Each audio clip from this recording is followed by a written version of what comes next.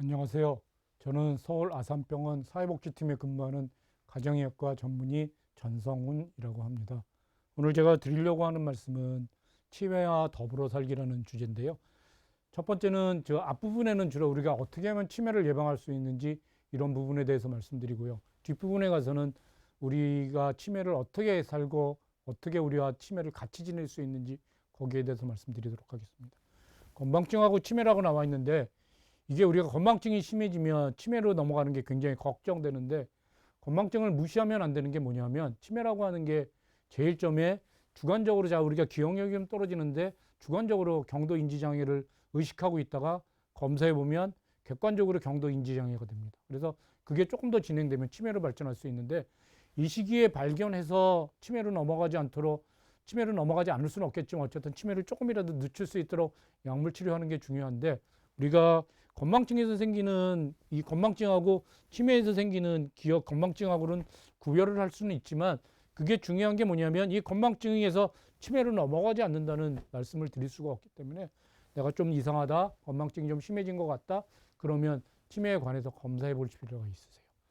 건망증이고 크게 문제 없을 때 생기는 건망증은 뭐냐면 어떤 일이 일어났을 때 어떤 일 전체를 잃어먹는 게 아니라 전체 사건에 대해서는 기억하지만 사건의 부분만 기억 못하는 거고요. 그 다음에 귀뜸해주면 금방 기억해요. 엄마, 우리 아들하고 지난 주말에 그 식사를 했는데 뭐 식사 못한 걸 기억하는 게 아니라 메뉴 같은 걸 기억 못하든지 식사 장소를 기억 못하든지 그런 거. 제일 중요한 건 본인이 알아요. 그래서 본인이 알아서 잊어먹지 않으려고 알람도 하고 뭐 메모도 해놓고 그렇게 되는데요. 그게 좀 더 심각해져서 지나가서 치매가 되면 사건의 대부분을 몰라요. 지난번에 아들하고 식사한 자체를 잊어먹고 뭐 그 자체를 모르니까 너 이렇게 식사도 안 사주고 이렇게 밥도 안 사주고 이러냐 식사를 한번 먹자 뭐 이렇게 얘기할 수 있고요. 귀뜸해줘도 몰라요. 그 다음에 이런 사건에 대해서 건망증이 있다는 것 자체를 부인해요. 본인이 잘 모르거든요. 그러면 자꾸 딴 사람이 보기에는 이 사람이 거짓말하는 걸로 생각되거나 문제를 지어낸다고 생각하거나 여러 가지 이상하게 보일 수 있어요. 그래서 우리가 여러 가지가 있을 수 있지만 건망증인 경우에는 본인이 알고 치매가 되면 본인이 모르는데 건망증이 심해지면 이쪽에서 이쪽으로 안 넘어가면 뭐 건망증을 무시할 수 있겠지만 그런 경우에서 주관적으로 인지장애가 생겼다가 조금 더 진행되는 경우도 있기 때문에 그런 게 없는지 그 검사를 주기적으로 해보실 필요가 있습니다. 그 란셋에서 발견된 발표한 치매를 예방하기 위한 여러 가지 그림의 덱인데요. 60%는 원인을 모르고요. 그 다음에 젊었을 땐 교육을 좀 더 많이 받으라고 하는 건데 교육을 많이 받는 건 지금 나이에서 뭐 할 수 있는 게 별로 없잖아요. 지금에서 제일 중요한 게 뭐냐면 연세가 드셔서 치매를 예방할 수 있는 게 40% 정도는 치매를 예방할 수 있는데 그중에서 제일 효과가 큰 담배를 끊는 겁니다. 담배 피우시는 분들이 잘 기억하셔서 담배를 끊으면 5% 치매를 예방할 수 있어요. 그 다음에 중요한 게 뭐냐면 우울증의 치료입니다. 우울증은 어떤 의미에서 중요하냐면 우울증이라고 말씀드리면 그 약을 먹어서 내가 그냥 행동으로 아니면 주위에서 신앙으로 극복하자고 말씀하시는 분이 계시는데 우울증은 약물 치료가 굉장히 잘 듣는 질병 중에 하나입니다. 그래서 우리가 우울증하고 치매하고 구별이 잘 안 되거든요. 우울증도 그렇고 치매도 그렇고 잘 기억 못하고 우울증이 심해지면 그 집안에 들어가서 바깥으로 안 나와서 사회적으로 격리돼서 아무것도 못하는 그런 상태가 되는데 그거 두 개의 구분을 약을 먹어봐서 우울증 약 먹여서 우울증 경우는 치료에 잘 들어요. 그래서 약 잘 드시는 게 중요하고 두 번째로는 연세가 드신 분들의 그 자살률이 굉장히 높아지고 있긴 한데 그거를 그 자살을 하시게 되는 대부분들이 우울증이 관리가 잘 안 돼서 그러시니까요. 우울증은 그런 의미에서 굉장히 중요해서 그래서 우울증이 있다고 하면 진단 받았다고 하면 꼭 약물 치료 꼭 해야 되는 거 기억하시고 그다음에 약물 치료 말고 딴 것보다는 약이 제일 효과가 좋은 거 기억해 주시고 그다음에 부작용도 적고 그다음에 그걸로 인한 딴 어려움도 없으니까 그렇게 잘 치료해 주시면 좋겠어요. 그다음에 이제 그거하고 많이 효과가 비슷하게 있는 게 뭐냐면 사회적 활동이에요. 사회적으로 고립되지 않는 게 중요하세요. 집에서 혼자 계시는 그런 분들은 굉장히 문제가 될 수 있고 그다음에 사회적 활동을 유지하기 위해서 우리가 인지 기능을 떨어뜨리지 않기 위해서 할 수 있는 여러 가지 활동들이 사회적 활동을 유지하면서 할 수 있는 것들이에요. 그래서 뭐를 배운다거나 외국어를 배운다거나 아니면 같이 뭐 음악 활동을 한다거나 이런 것들을 하셨을 때 그 고립된 사람에 비해서 4% 정도 예방할 수 있어요. 그 다음에 또 한 가지 중요한 게 뭐냐면 규칙적인 운동입니다. 운동을 역시 우리 그 치매에 관한 금원 중에서 심장에 좋은 게 치매에도 머리에도 좋다고 알려져 있기 때문에 우리가 혈관을 튼튼하게 하는 그런 것들이 우리 몸속에 좋은데 그중에 대표적인 게 열심히 운동을 한다면 치매를 2% 정도 줄일 수 있습니다. 당뇨 관리 또한 중요합니다. 당뇨를 철저하게 관리하는 게 중요하고요. 그 다음에 여기 보이는 중년에서는 뭐가 중요하냐면 난총 치료가 굉장히 중요해요. 난총을 그냥 놔뒀을 때 왜 치매로 진행되기 쉽냐면 소통이 잘 안 되잖아요. 다른 사람 말을 못 알아들으니까 소통이 잘 안 되는데 이거는 이 나이에서도 8%인데 나이가 들면 더 하세요. 그래서 여러분들 그 난총이 되면 치료 방법이 없어요. 사실 보청기 빼놓고 우리 시력졌을 때 안경 끼는 것처럼 우리가 청력이 떨어졌을 때 어떻게 해서 약을 먹어서 청력을 회복할 수 있다거나 이런 게 없기 때문에 이 안경 끼는 거하고 똑같이 자연스럽게 보청기 하시는 거 그렇게 받아들여 주시면 좋겠고요. 그래서 보청기를 해서라도 소통이 잘 되도록 하는 게 연세 드셔도 마찬가지입니다. 그 다음에 이때부터 고혈압 관리하는 거 굉장히 중요하고 금주 관리, 술 안 먹는 거, 그 다음에 젊어서부터는 비만하신 분들이 훨씬 그 치매에 많이 걸리시니까요. 그걸 조심하시도록 그렇게 노력해 주시면 좋겠어요. 그래서 결론적으로 말씀드리면 우리가 60% 이상 모르는 게 굉장히 그게 조금 문제가 되는 거고 가슴 아픈 일이에요. 그렇고 그다음에 금연하는 거, 우울증 치료, 그다음에 사회적 활동, 규칙적 운동하는 거 중요하다고 다시 한번 말씀드립니다. 그다음에 이제 제가 구글이나 이런 데가 이렇게 어떻게 하면 그 치매를 피할 수 있는지 질문을 쳐보면 1번이 균형적이고 그다음에 규칙적인 식사를 하는 게예요. 이게 영양 부족을 가장 피해야 되는데요. 영양 부족은 왜 어르신들이 식사를 잘 못하시고 영양 부족이 되냐면 식욕저하고 소화 능력이 소화가 잘 안 되니까 밥맛이 없고 하니까 식사를 잘 안 하시게 되고요. 그 다음에 질병으로 해서 식사를 못하게 되시는 경우도 많이 있고요. 그 다음에 안타깝지만 밥 먹을 돈이 없는 분들도 많이 계시더라고요. 그래서 이래서 식사를 못 하시게 되고 그 다음에 이렇게 해서 식사를 못 하시면 탈슘하고 칼슘이 부족하는 게 제일 흔합니다. 그 다음에 가슴 아프게도 이렇게 돼서 체중이 떨어지면 근육 감소로 이루어지는데 근육 감소가 되면 우리가 나타나는 증상이 뭐냐면 노쇠라고 그래서 잘 움직이지 못하고 잘 넘어지세요. 그래서 넘어져서 낙상하게 되면 치매보다 더 나쁜 일이 생길 수 있기 때문에 우리가 영양 부족이 가장 피했으면 하는 어르신들한테 가장 피했으면 하는 거라 식사 잘 하시면 좋겠고 그 다음에 제일 영양 부족이 우리가 제일 먼저 알아차릴 수 있는 게 뭐냐면 체중이 감소되면 안 되죠. 체중이 떨어지지만 않는다면 체중이 변화하지만 않는다면 어느 정도 영양 부족하지는 않은 상태인데 체중이 줄지 않도록 그렇게 노력해 주시면 좋겠어요. 운동의 원칙은 굉장히 열심히 운동하시는 게 좋으세요. 빨리 걷고 그다음에 자전거 타고 땀이 나도록 운동하셔야지 그냥 터벅터벅 걷느니 산책은 조금 부족하세요. 하실 수 있으면 좀 더 세게 운동하셔도 좋고요. 그다음에 치매가 진행되면 이런 게 잘 안 되실 수도 있으세요. 이건 지금 건강하신 분들한테 해당되는 얘기지만 우리가 이런 게 잘 안 되면 걷기, 움직이기 이런 걸 터벅터벅 산책이라도 열심히 하셔서 한 번 할 때 10분 정도는 그래도 운동이 될 수 있도록 해주시면 좋겠고요. 이것도 잘 안 된다면 그 다음에 집안일, 그 다음에 이런 데서 내가 움직이고 걸레질하고 빨래하고 뭐 음식 만들고 이런 것도 그 운동에 효과가 있으니까요. 잘 하시도록 그렇게 하시면 좋겠어요. 치매와 더불어 살기라는 걸 제가 제목으로 넣었는데 이건 왜 그러냐면 우리가 지금 치매에 걸렸다 그러면 치매에 걸렸다는 얘기도 잘 못하도록 돼 있고 그 다음에 치매를 걸리면 무조건 요양원, 요양병원 가서 거기서 살다가 돌아가시는 걸로 그렇게 생각하고 있는데 요양병원이나 요양원이나 요양병원을 마냥 세울 수도 없고요. 그 다음에 치매는 아까 60%에서 원인을 모르기 때문에 여러 가지 문제가 있을 수 있어요. 첫 번이 뭐냐면 치매는 나는 안 걸린다고 생각하실 수 없는 정도로 치매 환자가 많아지고 그 다음에 우리가 평균 연령이 늘어나면서 연령이 점점 올라가면서 치매가 생길 수 있어요. 누구나 걸릴 수 있는 게 있고요. 그 다음에 치매에 대한 인식을 바꿔야 되는 게 뭐냐면 치매 환자는 마음 편하다라든지 치매 환자가 가장 스트레스 받고 있는 그런 것들을 치매 환자들이 겪고 있는데 그렇게 그 치매 환자는 그 마음이 편하다 뭐 이렇게 그렇게 무시하는 거 이런 것들을 아시면 좋겠고요. 그 다음에 치매가 지금 거의 다 진단되고 조금 심해지면 시설에 가서 하는 거거든요. 그래서 요양병원, 요양원에 가는데 이제는 시설을 늘리는 게 한계가 있습니다. 특히 지금 우리가 그 베이비 부머 세대가 그 치매에 많이 걸리는 그런 65세, 70세 이상 노인층에 되면서 이제 시설을 늘리는 게 한계가 있으니까 가능하면 시설이 아닌 가정에서 주로 치료했으면 좋겠어요.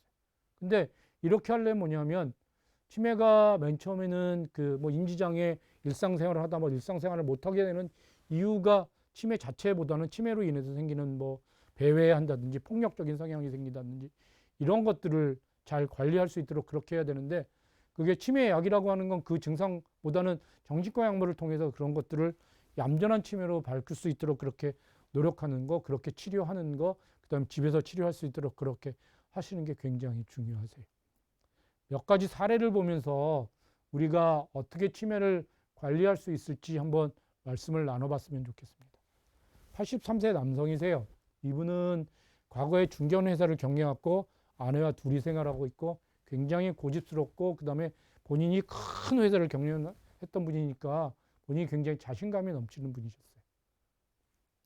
병력을 보면 70세에 뇌졸중이 잠깐 왔다 갔는데 거의 부작용이 없이 후유증 없이 날 수 있었어요.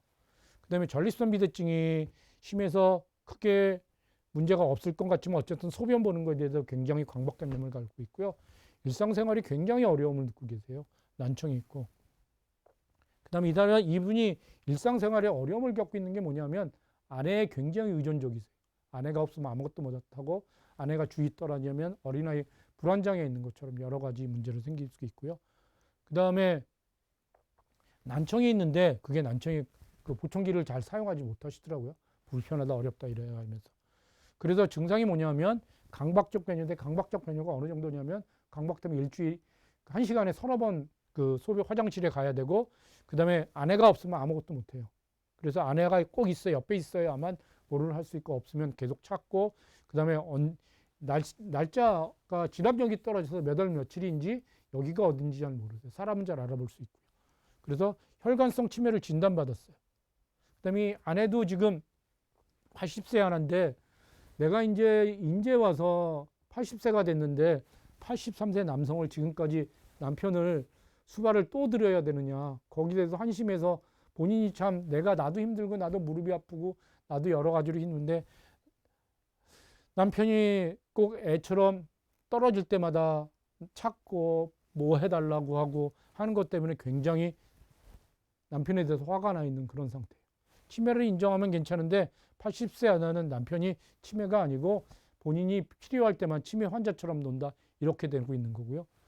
그 다음에 가족들은 지금 자식들이 아들과 딸이 있는데 가족들은 뭐냐면 아내하고 같이 만나니까 할머니하고 할아버지하고 같이 이렇게 만나게 되니까 그렇게 되면 아무 문제 없으세요. 소변 자주 보는 것 빼놓고는 아무 문제 없어 보이니까 환자가 치매인 거를 인정을 안 하는 거예요. 그래서 우리 아버지가 무슨 치매냐 그렇게 건강했고 그다음에 그렇게 똑똑했고 큰 회사를 경영했던 경영자인데 그 다음에 뭐 기억력에도 장애가 없고 우리도 잘 알아보고 이러시는데 무슨 혈관성 치매로 진단을 받았단 말이냐 이렇게 나오시는 거예요. 그래서 지금 환자는 치매인데 아내하고 가족이 치매가 아니라고 하니까 본인들만 어려운 거예요.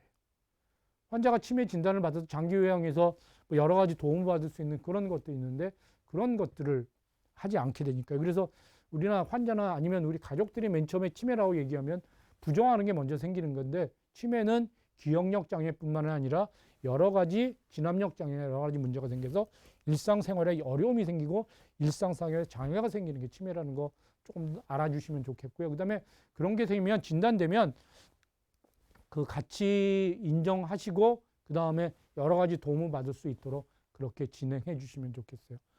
지금 83세 남성이 과거에 중견회사를 경영하고 아주 복잡한 일을 했지만 그런 것이 생길 수 있고 그다음에 70세 뇌졸중이 없었지만 혈관성 치매 진단받았고 그다음에 계속 관리하고 있다는 것 그렇게 알아주시면 좋겠어서 누구나 그 치매에 걸릴 수 있다는 거 아시면 좋겠어요. 그다음에 다음 케이스 한번 보겠습니다.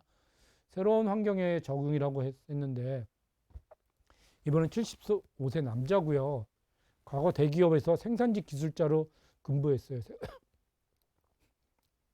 생산직 기술자로 근무했기 때문에 굉장히 꼼꼼하게 일을 하셔야 되더라고요. 그래서 성격이 굉장히 꼼꼼한 편이고 그 다음에 기술자이기 때문에 본인 일만 잘하기 때문에 사회성이 좀 떨어지실 것 같아요. 그 다음에 지금 현재 진단받은 건 알츠하이머 치매로 진단받고 치매약하고 정신과 약물을 지금 보고하고 계세요. 치매는 지금 퇴직한 후에부터 서서히 진행되고 있어서 본인들은 잘 모르세요. 지금 현재 상태는 의사소통에 어려움이 있고 진압력 장애가 있고 망상이 있어서 정신과 약물을 복용하고 있어요. 근데 이게 문제는 뭐냐면 지금 이분들은 3년 전까지는 시골에서 사셨어요. 부부 두 분이. 그 다음에 여기 딸 2명이 있는데 딸 2명은 아버지하고 어머니를 그렇게 아주 끔찍하게 생각하는 거라 지방에서 노부부 2명이 생활하는 거에 대해서 굉장히 마음 아파하셨어요. 그래서 지방에 살지 마시고 서울에 오셔서 같이 살았으면 좋겠습니다 하고 말씀하셔서 서울로 오게 됐거든요. 이게 치매 증상을 악화시키는 요인이 된 거예요. 그러면서 집에 잘 안 들어오고 잊어먹고 배회하는 증상이 생겼어요. 지금 여기서 보면 의사소통의 어려움, 진압력 장애는 이게 치매 때문에 생기는 증상이지만 이 망상이라고 하는 거는 치매 다음에 여러 가지 그 문제 때문에 생기는 거고 이 망상을 치료하기 위해서 정신과 약물을 복용해서 어느 정도 잘 조절이 됐어요. 시골에서. 그다음에 서울에 와서는 지금 이것들이 조절이 잘 안 되니까 그게 그 치료를 해야 됐었고 그다음에 위축 추정 장치나 지역 싸움에 도움이 필요했었어요. 여기서 말씀드리고 싶은 건 뭐냐면 새로운 환경의 시골에서 서울로 이사하는 게 치매 환자한테는 굉장히 어려움이 될 수도 있고 치료에 문제가 될 수도 있다는 걸 알아주셨으면 하는 게 제가 드리고 싶은 말씀이고 그 다음에 할 수 있으면 그 환경을 바꾸지 않도록 하시는 게 치매에는 도움이 될 수 있습니다. 그 다음에 할 수 있으면 그다음 지금 했던 것처럼 배회나 그 다음에 이런 여러 가지 증상이 생겼을 때 정신과 약물을 통해서 좀 더 그 잘 치료할 수 있도록 그렇게 진행해 주시면 좋겠습니다. 그 다음에 마지막으로 다음 케이스 한번 보겠습니다. 그 다음에 이번에는 그 시설 적응의 어려움인데요. 70세 여성 환자세요. 유전적 남편과 사별했는데 이분은 지금 자식이 없어요. 그 다음에 직장 생활을 40년 했는데 이분께서는 남편하고 지금 6년 전까지 살았던 집에 대해서 굉장히 자긍심이 높고 그 집에 대한 애착이 굉장히 커요. 그 다음에 일상생활하는 굉장히 어려움이 있어서 그 알츠하이머 치매로 진단받았고 녹내장이 있어서 다니시던 안과가 있으세요.